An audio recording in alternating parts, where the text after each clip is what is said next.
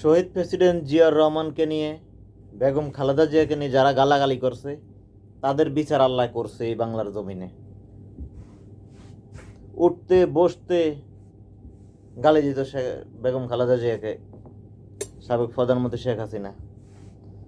আল্লাহ বিচার করছে, এই দেশের জনগণ শেখ হাসিনাকে বাংলাদেশ থেকে বিতাড়িত করছে। আল্লাহর বিচার আল্লাহ করে। মাননীয় সাবেক প্রধানমন্ত্রী শেখ হাসিনার উদ্দেশ্যে বলতে চাই, আপনি যা কিছু করছেন এগুলির জন্য আল্লাহর কাছে ক্ষমা চান। এই যে বেগম খালেদা জিয়াকে উঠতে বসতে সবসময় যে কোনো মিটিংয়ের মধ্যে উদ্দেশ্য করে বেগম খালেদা জিয়াকে বিভিন্ন তিরস্কার করতেন, আল্লাহ পাক দেখছেন বেগম খালেদা জিয়াকে এই দেশে রাখছে, বাংলার জমিনে রাখছে। তারেক রহমানকে গালি দিতেন, তারেক রহমানকে কথায় কথায় কুলাঙ্গার বলতেন, বাজে মন্তব্য করতেন। এই তারেক রহমানকে এখন বাংলার জনগণ বিশ্বাস করে, তার উপরে ভরসা রাখে।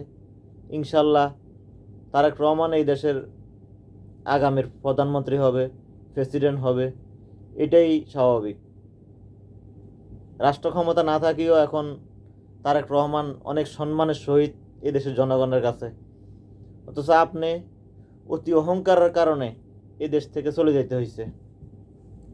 আল্লাহর কাছে ক্ষমা চান। সাবেক প্রধানমন্ত্রী শেখ হাসিনার উদ্দেশ্যে বলতে চাই, আপনি ক্ষমা চান আল্লাহর কাছে, যে আল্লাহ যত আপনাকে হেদায়েত দান করে। কারণ আপনার অহংকার আপনারা ধ্বংস করছে, আপনার বাংলাদেশ আওয়ামী লীগকে ধ্বংস করছে। আপনি ক্ষমা চান, এটাই আপনার কাছে দাবি জানাচ্ছি।